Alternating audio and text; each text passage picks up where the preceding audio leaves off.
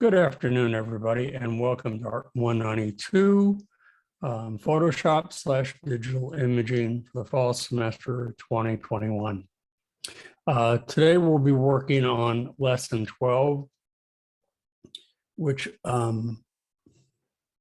covers working with digital negatives, which is basically camera. The application is called Camera Raw.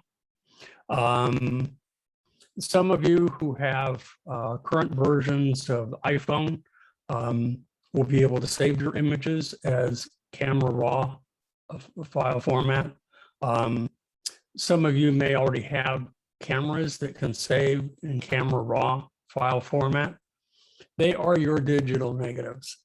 They contain an enormous amount of metadata that will enable you to edit them for as long as you like. And when you edit them, it will always be in a non-destructive way. If you don't have to make too many mistakes for it to mess up, but it works really very nicely. Anyway, so that's what we're going to do today. It's a two-parter. You can see the first part that I have here. I'm in Bridge at the moment, and you'll see to the right we have a mission that is really on a nice kind of a fluffy, cloudy kind of day. Bright pinks in the building, and bright blues in the background, the sky, and that sort of thing. And then over to the left is a start file. And it's it's not a bad image, but it's not the colors aren't as intense and vibrant as the one on the right. And it's not that you've really made major editing changes. It's that data information was always there. It's just that now you can retrieve it and tweak it, to your heart's content. You'll notice too in the start file, when you open it up, is that this one is a CRW file. That's a Canon Camera Raw file. Now, on Monday, when we work on the second half of this, you can see that this one is an NEF file. That's a Nikon file. And then once it's edited in Camera Raw, we'll take it over to Photoshop and we'll do some final retouching with it. Just not major changes, just some minor ones to kind of clean it up a little bit. Most of the major changes have to do with lighting and how that can change the coloration of an image to something that really isn't all that pleasant, especially if you're working with fluorescent lights and things like that. Incandescent lights will warm things up. But if you want a nice neutral light, or with a light with a little bit of warmth to it, then this will be a way to make some of those changes. Now, not only can you open camera or digital negatives in Camera Raw, but you can open up JPEGs as well. So you'll notice that they have a nice photograph of some pears, oranges, and pomegranates. If you right-click on the image in Bridge, what will pop up is that you can say, I want to open in Camera Raw. And then when you're done, you can save it as a Photoshop version of Camera Raw. So that will be the DNG file for digital negative. That's Photoshop's generic kind of digital or digital negative file format. So that's doable as well. Okay. Now, I haven't talked too much about Bridge, but I can do that right now for just a moment. You can see that over to the left, I have a number of folders that I've saved in different images that I've taken that are in collections. You can do that. For example, at the end of every year, I try to put together a calendar of sunset photographs that I've taken. So this is a nice way to store them, to evaluate them, to rename them if you wish. and add if you want, depending on how many photographs you've taken, you can not only rename them, but you can determine, the quality, based on your aesthetics. So that's one of the collections that we have here. I can go back to K. Miller here. Let's go back again. So now I got to go all the way back to, and I'm in film strip mode at the moment. Let me go ahead and go back to the desktop. That's where I wanted to be. I goofed. So let me go back again and let me scroll until I get to, this image, this assignment or lesson is pretty much the same. It has been pretty close to the same in any number of versions of Photoshop. It really hasn't changed all that much. The one that I have that's an original or that I haven't changed at all is in the 2019 version. So let me scroll down over here. Sorry, I got that.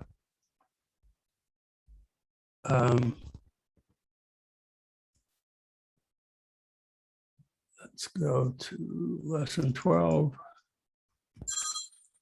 And I'm going to open here. Let's go ahead and just open one of these. My apologies. My doctor is calling me, and I have to let it go to voicemail.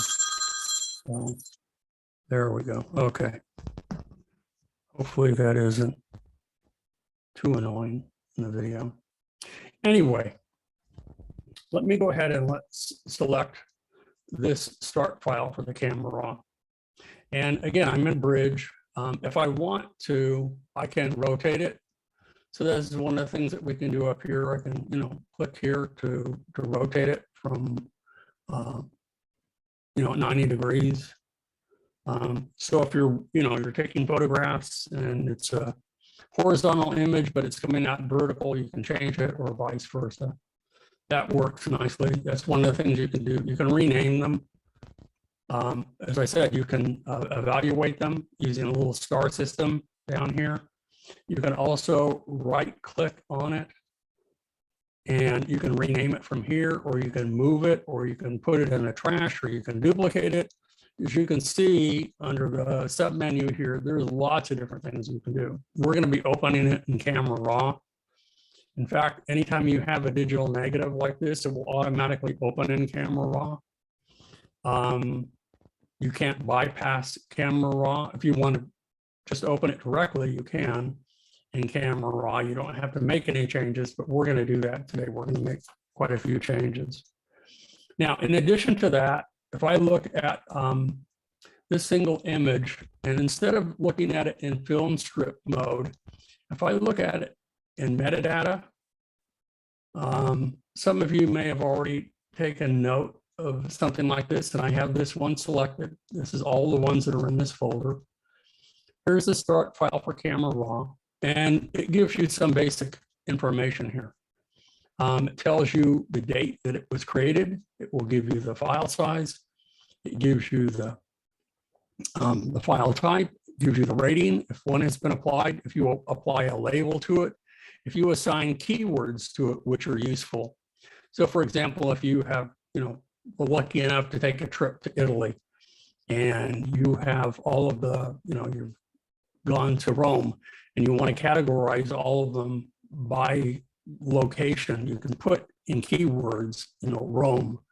It gives you the dimensions, and if it has been modified, it gives you that date it was last modified. It gives you the resolution, a whole bunch of things. And then when we come over here to the left, down here under metadata, we can scroll down and it gives you, much of the same information. It also tells you down here under the camera data, it tells you the focal length of the lens is 37 millimeters. It tells you the lens that it was shot with, 18 to 55 millimeter. It gives you the f-stop. It gives you the date time of the original. If your camera is set up for it, we'll also give you the location, the geographic location. Lots of information here, lots and lots of information that is stored in here. Not only the about the particular image itself, but a lot of other photographic facts or detailed facts about the image that you may want to know about. So that's under metadata, and then you can control the output. You can add keywords here and create libraries and on and on and on. Well, I'm going to go back to film strip. And again, this is all in Bridge. So what I want to do is I'm going to switch from this image to the folder with all of the images in it. And we're going to open all of them inside Camera Raw. Now they were all taken on, oh shoot, it saved it because I was doing this before our lesson. So it's already been edited. So let me go see if I can go back, and we'll go ahead and we'll tweak them. So I'm going to go back and I'm going to open all 3 images. But again, I can always go back to the original. I can go back to as shot. And let's try that. I was trying to be so clever here and get ahead of the game and practice, and in doing so, it saved my changes, and I didn't want to do that.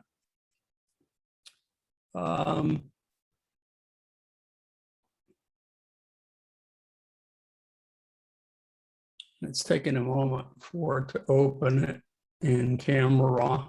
So if you be patient here. There we go. So now we're in Camera Raw. And let's go ahead, and it will take a moment for these to preview up here. So I've already made changes to these, but I will go over each of them to show you what needs to be done. So let me close the basic tab because there's lots of tabs here. We have basic, we have curve, we have detail, there's a color mixer, a color grading, optics, geometry, effects, calibration, all sorts of categories. So there's tons of things that you can do in here. Many of the things that you can do in Photoshop, you can do in Camera Raw. I prefer to work in Photoshop when I'm making those changes.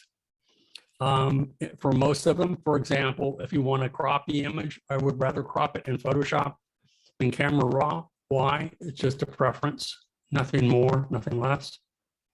So what we can do though, is I'm going to start with this image and begin to make the changes here. Now, if I go back from landscape, and I can go back to, let's go back, see if I can go back to Adobe Color. Let's see what changes that makes. I can turn off auto change. I can also go back where it says custom white balance. I can go back to as shot. Okay, and that will take all of those settings and go back, and it gets a little bit darker and a little bit less desirable to see.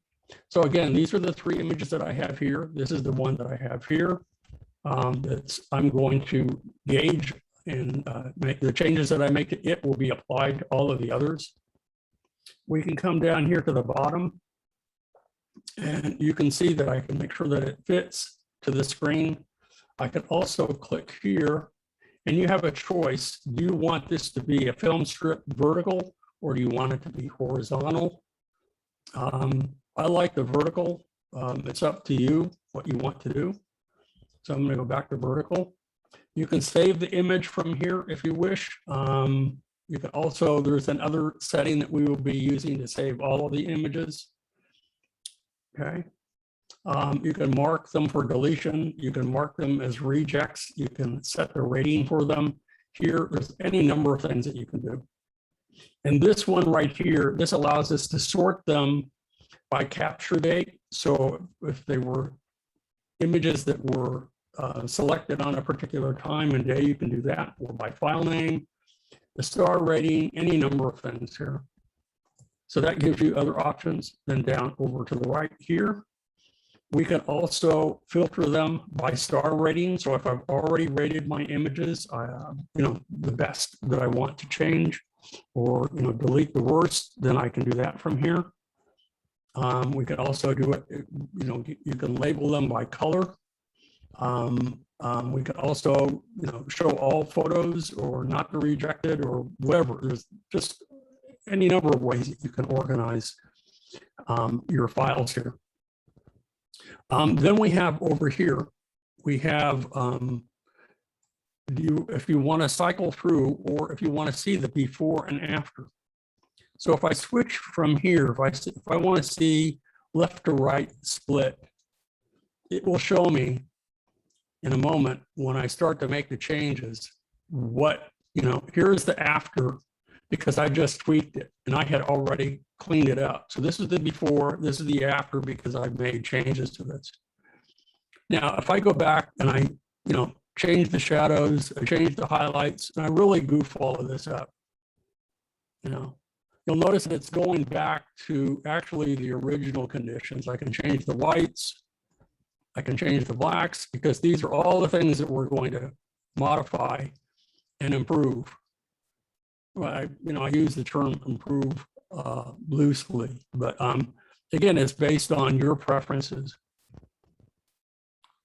Okay, so what we're going to do, and I'm trying to get it back to its original settings, but it's not quite, but you can tweak it. And if I had saved it properly before class, we could have gotten the original kind of darkened image. So what I want to do now is I'm going to start with the, the edit here. And I'm going to use, instead of profile, we're going to go to some default settings here. And you'll see that the changes that I've made here will match the previous ones in a minute. I'm going to switch to Adobe Landscape. I'm also going to make sure that I have auto selected so that that's turned on. Okay, now that's turned off and you can see the changes. This is what it looked like before. So I'm going to turn it back on. And now it's getting closer to that final change that I had made a moment ago before class started. And now what I want to do, I don't want the white balance to be as shot because it was on a cloudy day. I can select from these series of presets. So I'll select on a cloudy day. But then what I also want to do is, you can see that there's still a slight difference here. I want to make sure that the white balance is correct. If I click on this little eyedropper here, and I move over to the image, if I click in the clouds, it may not give me a true white balance because, the whites that we have, and you can see it's really kind of yellowed. Clouds are not a true white, but maybe this sign is down here. So if I click in there, this gives me a truer color. So when you pick a white balance, you want to find a part of the image that is under normal times would be the whitest white part of the image. So that would be the next step. So you can see now that the color balance or the white balance is custom. And so that changes the temperature and the tint. And now we're ready to go on here. We're ready to change the exposure, the contrast, the highlights, and all of those settings. We're going to go ahead and we're going to use the settings that they've suggested in the book to do that. So to do that, I'm going to refer to my the book that I have here to make sure that I use the settings that they specify. And so what I want to do is I'm going to switch from cloudy, I already did. I selected auto. I've got before and after selected. I like the split view myself. They have it a little bit different. What they have done here is they have used, they want the before and after left and right. So they actually have two shots here instead of it split in the middle, and that's okay. So, it specifies up here before and after. It doesn't really matter. So now we're going to go ahead and we're going to make some tonal adjustments. So what we need to do is I'm going to use the book here and we're going to change the exposure to 50. Now, there we go. 0.50. We're going to change the contrast to 0. We're going to change the highlights and we're going to make those -20. Highlights are really toned down. I want to crank them up just a little bit. Not too bold. Shadows, we're going to increase. I'm going to crank that all the way up to +70.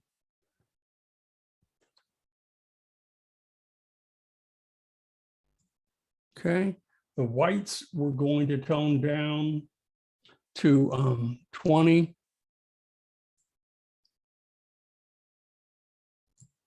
And the blacks, we're going to tone up. We're going to change them a little bit. I want it -10. We're going to leave texture alone. Clarity, we're going to go ahead and we're going to add, boost it to +20. You're going to see that it's looking very close to what I had before. But maybe some, I've made some changes before. So we're going to also change vibrance. And we're going to boost that to from +12 on mine to 20. So there's all these subtle little changes that you can make to get something. And this one actually looks better than the one that I did before class. They're pretty close, but probably what you're seeing right now looks almost identical. And they are very close, but with some subtle little changes on my screen. The next thing that we want to do is I'm going to close the basic. And we're going to drop down to detail. Okay. And so now what we can do is we can make some changes, and you can see that there's under detail, we can sharpen the image. And then within that, we can change. There are these little toggles right here that allow us to further refine the settings here. So what we're going to do next is I want to change the and sharpen the image a little bit. So what I'm going to do is I'm going to go ahead and with detail selected, I'm going to go ahead and I'm going to crank sharpening all the way up to 100. Okay, and then I'm going to use a little twirly right here to twirl down. And then I'm going to change the radius to 0.9. Now, how do I know it needs to be 0.9? Because that's what the book is telling me to do. So when you're doing this on your own, you need to play with these adjustments yourself until you get get settings that are to your, your liking, or if you're working for a client, are they happy with it? And then you can go back in and you can, edit these and change them as much as you like. So the detail is supposed to be set to 25, which it is from my previous experiment with this. And the same with the masking, it's set to 61. I can close this now and I can go from 100 and I can dial it back a little bit to 70.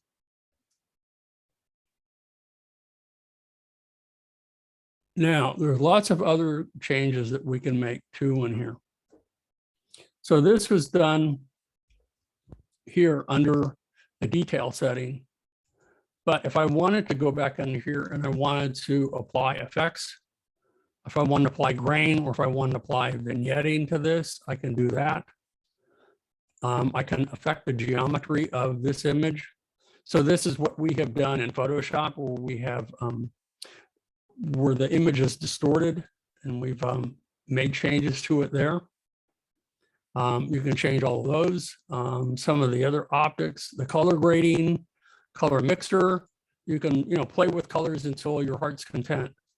So that can be to make it look realistic and sharp and precise, or you can play with settings to really right now I guess there aren't many magentas in this image, but if I come back here, let's go back, make sure that it's set to the 0 settings.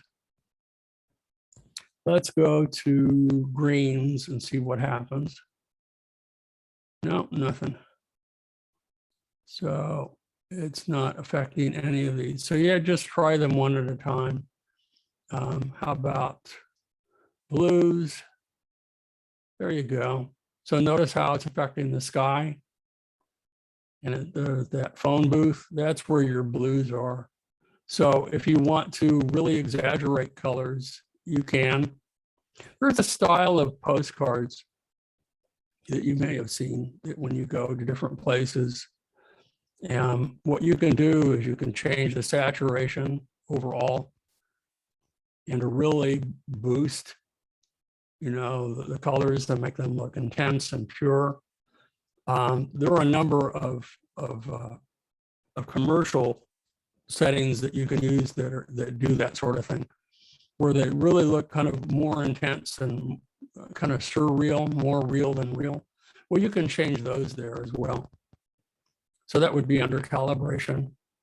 Let's go back to basics and change it. So I've made my changes and I'm happy with it. And it looks pretty close to the ones that I had played with before class. But now what I want to do is I want to make sure that all three of these are set to the same setting. So to do that, I hold down the Shift key and I select them all. And you can see that this is still the principal image, but these two are also going to be affected by it. So what I want to do to synchronize all three of them with this key image is that I come down here to the bottom and I click, and where it says sync settings, I go ahead and I select that and I release the mouse. And then in a couple of seconds, you'll notice that these will change as soon as I decide from the synchronize dialog box what I want synchronized. And I'm just going to leave the default settings for right now. But you'll notice if I had cropped the image or I wanted to change and make sure that the aspect ratio was the same for all of them, I could do all of that. So it allows you to change multiple images all at once. So you can do batch settings is basically what you're doing. So I'm going to click OK. And once I click OK, you can see that these now are updating to match what I've done up here. Pretty cool.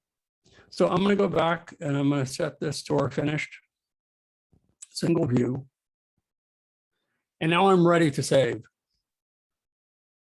So now that I'm ready to save in here, what I can do is I can, if I want to save a single image, I can do that from over here.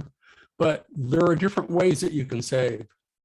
And that's found here in the upper right-hand corner, just before the preference dialog box. So I can click here to save. And it's going to bring up another little dialog box. Now what I can do is the destination can be to a new location. Okay. So what I do here is I can save to create a new folder. Now I created a brand new folder on my desktop. So it's edited, it'll be named edited digital image. Then it will be by the document name. It will have a 2-digit serial number. It will have the month, date, and year that this was edited. And if you wanted to add another element, you could here. And when we save it, this will be saved as a DNG file. I mentioned that at the beginning of my demonstration, that this is the Photoshop digital negative. So that's what your original file, when you're working with digital negatives, should be. Once you have made the final edits, it should be saved as a DNG file. It could also be saved as a Photoshop file. That's as good as any, being your original. But this is to assure you that you can go back and make whatever changes that you need at a later date. So once you're done, you go ahead and you select save, and then all three will be saved and put in a folder in that location. Okay.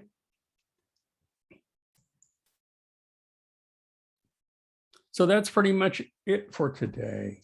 I don't know that I have any more to say. I could go on to the next part, but I don't think that will we'll have time for that. So short class today. I'll make sure that this is published and put on YouTube. Do you have any questions about Camera Raw? It's something that I don't use as much as I really should. But, you know, I don't know why I don't. I just don't. I need to go into my camera and make sure that it saves it as a digital RAW and open it that way first, and then make all my fine-tuned changes to it, and then it will be saved as originals and organize them.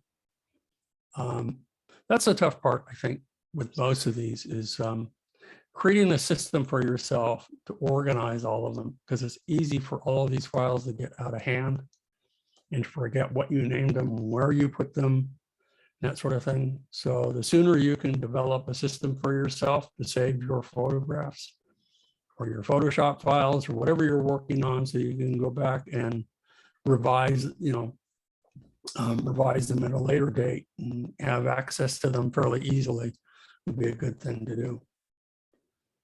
So if there aren't any questions, I think I've covered everything adequately today. I don't think I've missed anything. I did briefly mention the histogram at the top.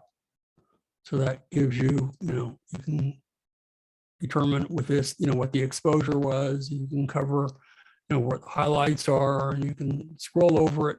You can see where all the settings are. Okay. If you also want to save this as a black and white image, you can do that as well. So I can, save it as in multiple formats. You can also do that in Photoshop though. So that's what I prefer to do. But you're welcome to give that a try. So that's it. We can what we will do on Monday, I can select done. I can also open this in Photoshop by doing that. You can also click here under open, and you can open this as an object in Photoshop. Now, when I open it as an object in Photoshop, that will allow me to go back to Camera Raw and edit it there, and then go back to Photoshop again. Once I open it here, let's go ahead and do that. It will open it in Photoshop, not all three, but just the one that's selected. I'll be ready to make whatever edits that I want.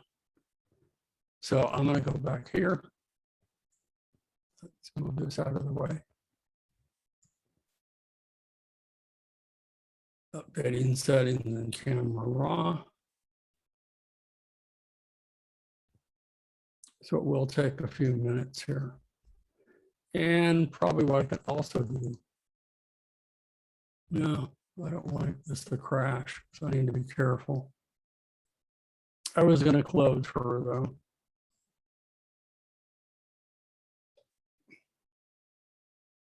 Yeah, it's getting sluggish. So I'm going to go ahead and just call it a day. Okie doke. So if there are any questions, I will end the recording now. I'll say goodbye. And I will see everybody on Monday. Okay. Good luck. Any questions about your digital painting? No?